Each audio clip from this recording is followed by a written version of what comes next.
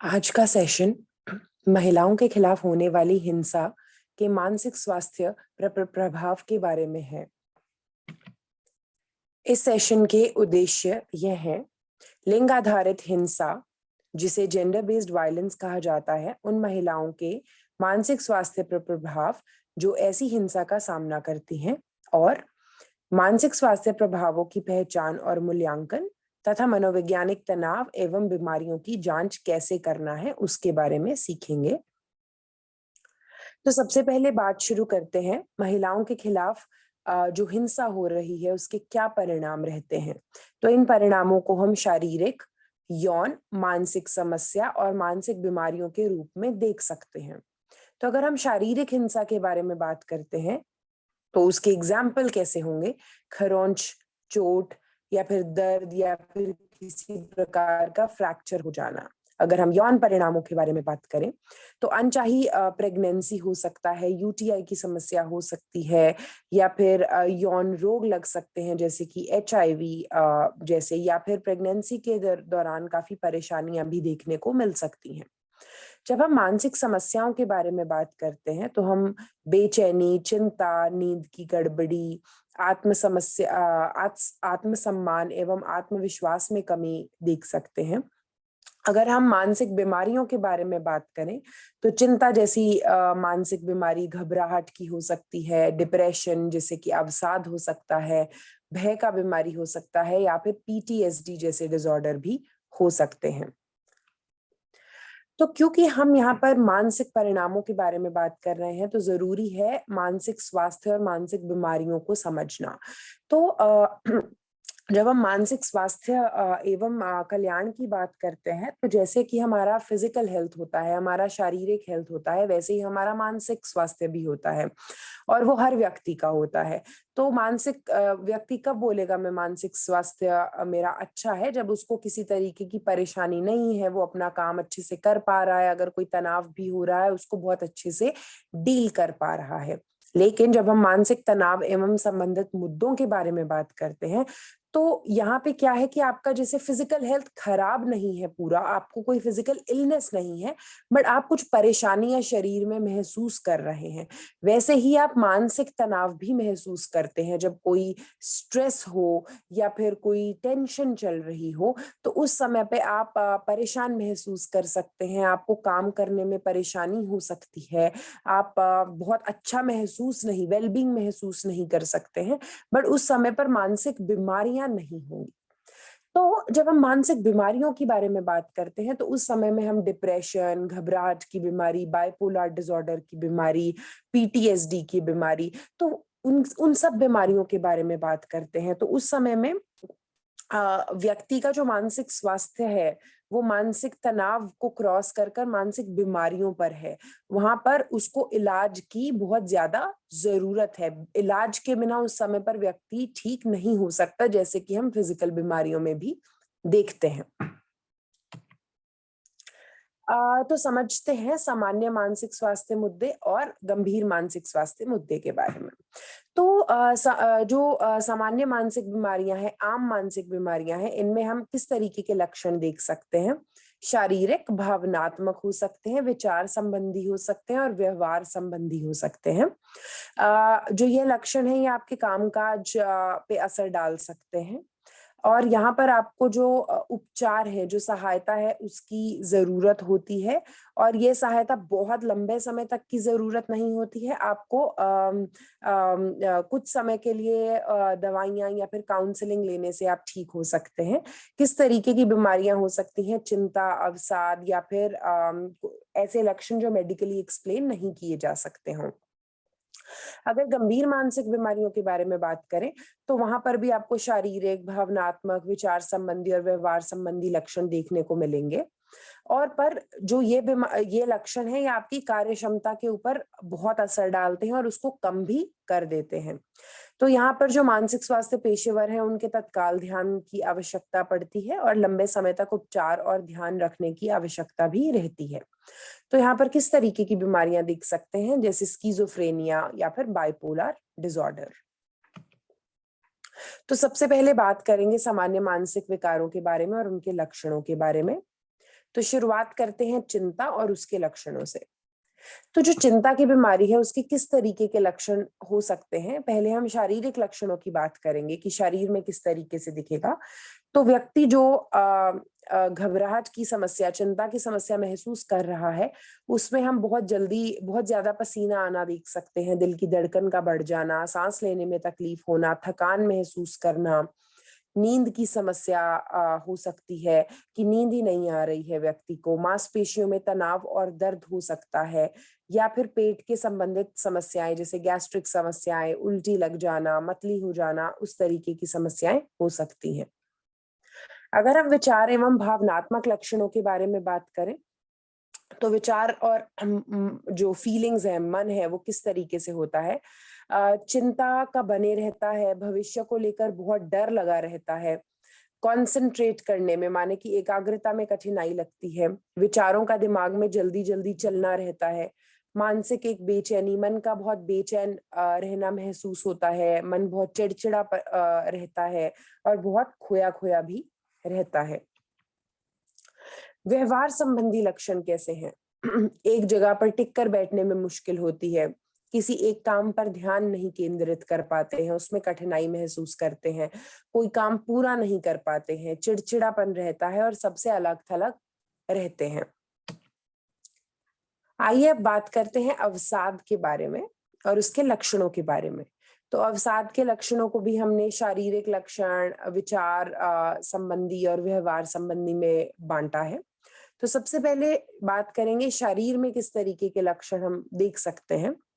तो थकान का बने रहना, बहुत जल्दी थक जाना, भूख में कमी, नींद में कमी या फिर नींद का बढ़ जाना, या फिर ऐसा भी हो सकता है जैसे कि आप सुबह 6 या 7 बजे उठते हो, पर अगर आपको डिप्रेशन का परेशानी है तो आप बहुत जल्दी जैसे 3-4 बजे ही आँख खुल जाना और फिर उसके बाद नींद नहीं आना। वजन का घट जाना, सिर में दर्द रहना, पूरे शरीर में, बदन में दर्द की परेशानी को अक्सर बताते रहना और दिल की धड़कन में तेजी महसूस करना। अगर अभी विचार और भावनात्मक लक्षणों की बात करें, तो मन बहुत दुखी रहता है, अच्छा नहीं लगता है, चिड़चिड़ापन बना रहता है, स्वयं के बारे में, दूसरों के और भविष्य को लेकर बहुत ज्यादा नेगेटिव विचार, नकारात्मक सोच रहती है। किसी भी काम में ध्यान लगाने में बहुत परेशानी आती है, चीजों को भूल जाना या फिर निर्णय लेने में कठिनाई भी महसूस होती है। आत्मविश्वास में और आत्मसम्मान में कमी की परेशानी भी रहती है। ऐसा लगता है मैं चीजें नहीं कर पा रही हूँ अच्छे से, मेरे से नहीं हो पाएंगी, इस तरीके का। मृत्यु या फिर आत्महत्या के विचार भी रहते हैं।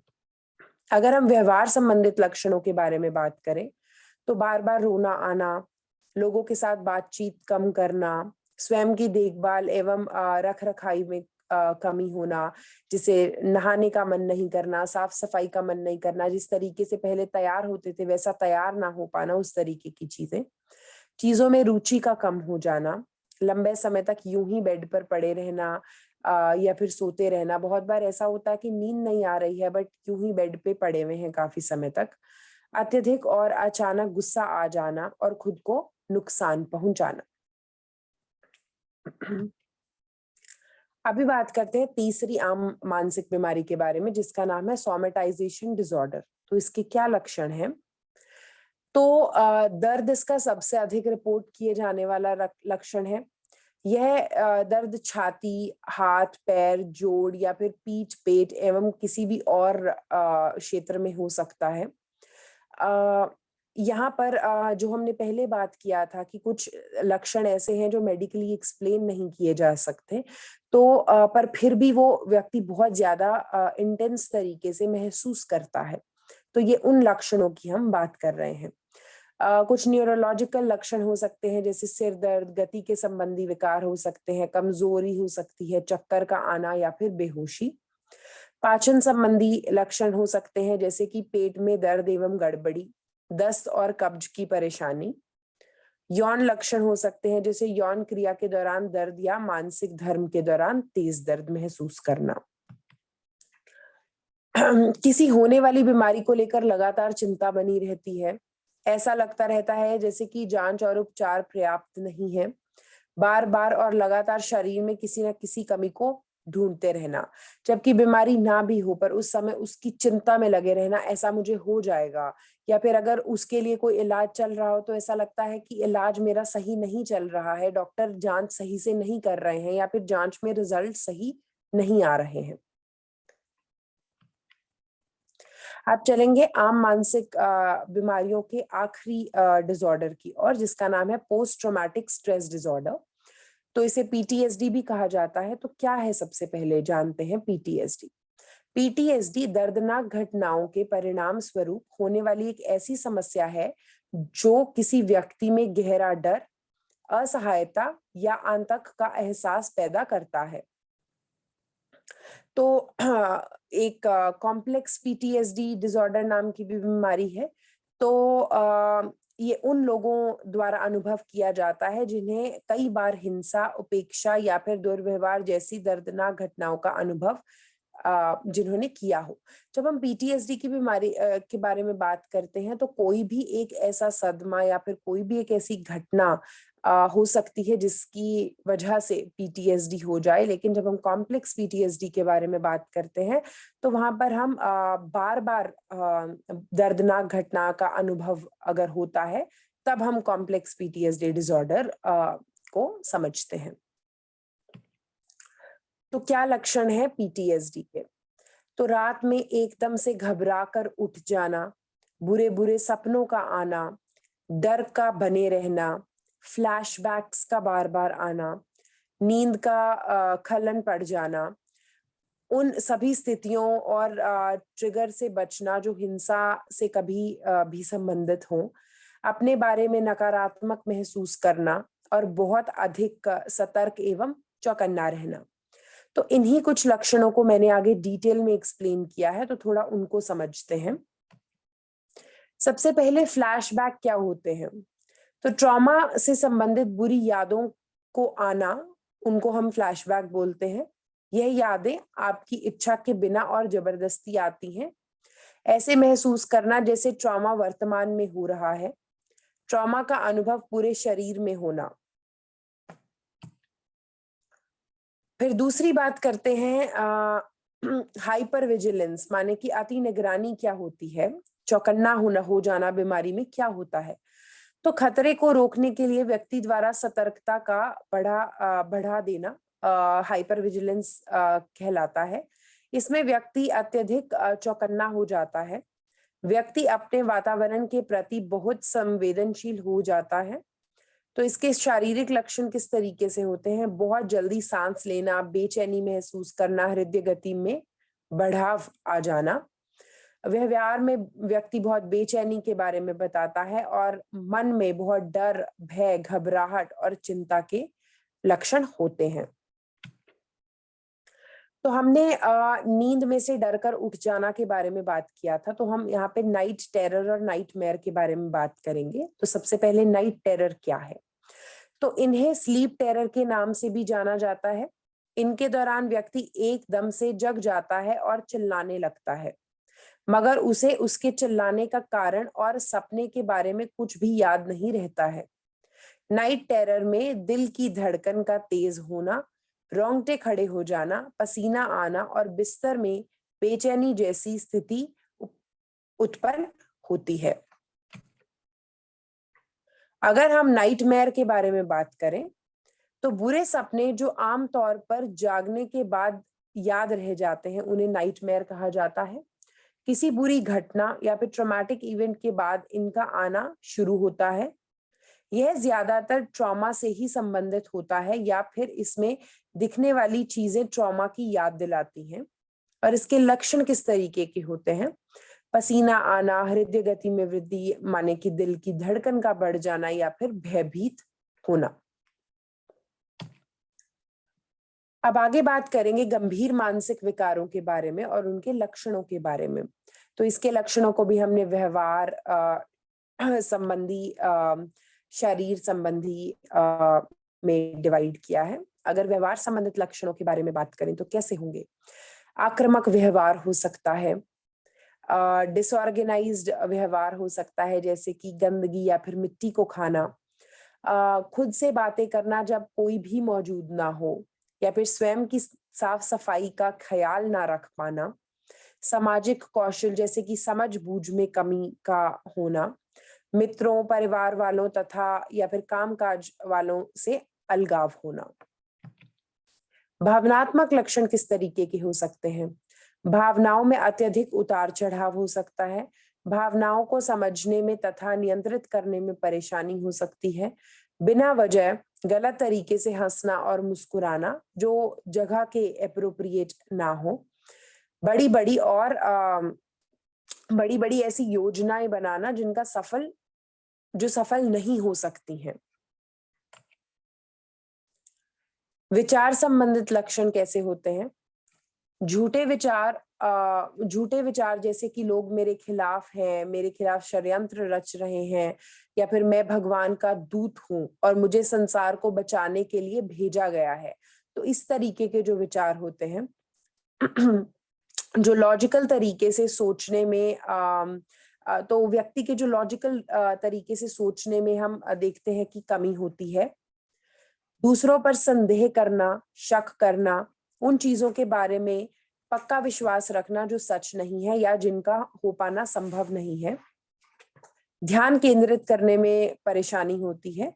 जब कोई मौजूद ना हो तो उस समय कानों में आवाजें सुनाई देती हैं और व्यक्ति उनके साथ बात भी कर सकता है। अभी हम बात करेंगे कि रेफरल की प्रक्रिया क्या रहती है, कब रेफर करना चाहिए, किसे रेफर करना चाहिए और कैसे रेफर करते हैं। तो सबसे पहले बात करेंगे कि रेफर की हम बात क्यों कर रहे हैं। जब हम देखते हैं कि आपके पास महिलाएं आती हैं और उन्हें मानसिक बीमारियां हो सकती हैं, चाहे वो आम मानसिक हो या फिर वो गंभीर मानसिक बीमारियां हो, तो उस समय पर सिर्फ और सिर्फ काउंसलिंग से मदद नहीं मिलती है, साथ ही साथ कई बार दवा की या फिर जो क्लिनिकल साइकोलॉजिस्ट है उनकी भी जरूरत हो सकती है। तो इसके लिए हम रेफरल की बात कर रहे हैं। तो कब रेफर करें?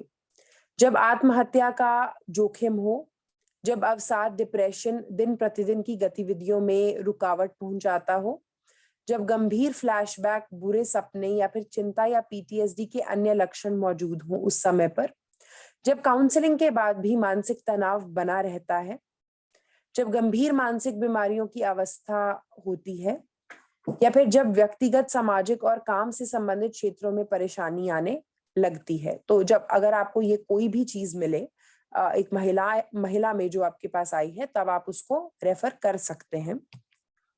अब बात आती है किसे रेफर करेंगे। तो साइकियाट्रिस्ट को रेफर करेंगे जो मानसिक बीमारियों को या फिर दिमाग की परेशानियों को देखते हैं, क्लिनिकल साइकोलॉजिस्ट को, या फिर साइकियाट्रिक सोशल वर्कर को, या फिर काउंसलर को, या फिर डिस्ट्रिक्ट मेंटल हेल्थ प्रोग्राम को। आपके जिले के जो हॉस्पिटल हैं उनमें साइकियाट्री डिपार्टमेंट होता है, तो आप वहां पर भी रेफर कर सकते हैं।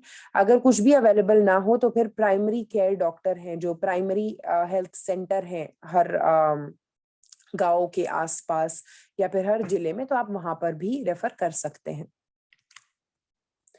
तो रेफर कैसे करेंगे? तो मिलने का जो समय है आप उसको निर्धारित करेंगे, माने कि आप अपॉइंटमेंट लेंगे। मानसिक स्वास्थ्य पेशेवर को कॉल करें और उन्हें मामले के बारे में जानकारी दें। एक रेफरल पत्र बनाएं, माने कि एक लेटर बनाएं। रेफरल का फॉलो अप करें और रेफरल के बाद पीड़िता को इसकी पूरी अच्छे से जानकारी दें और उनको वहां पे बताएं कि कौन सा लेटर लेकर कहाँ जाना है, किसको मिलना है, कितने बजे मिलना है और आपको क्यों रेफर कर रहे हैं। तो यह करना बहुत जरूरी है। अगर अभी आपको इस टॉपिक के बारे में कोई भी प्रश्न है तो आप हमसे पूछ सकते हैं।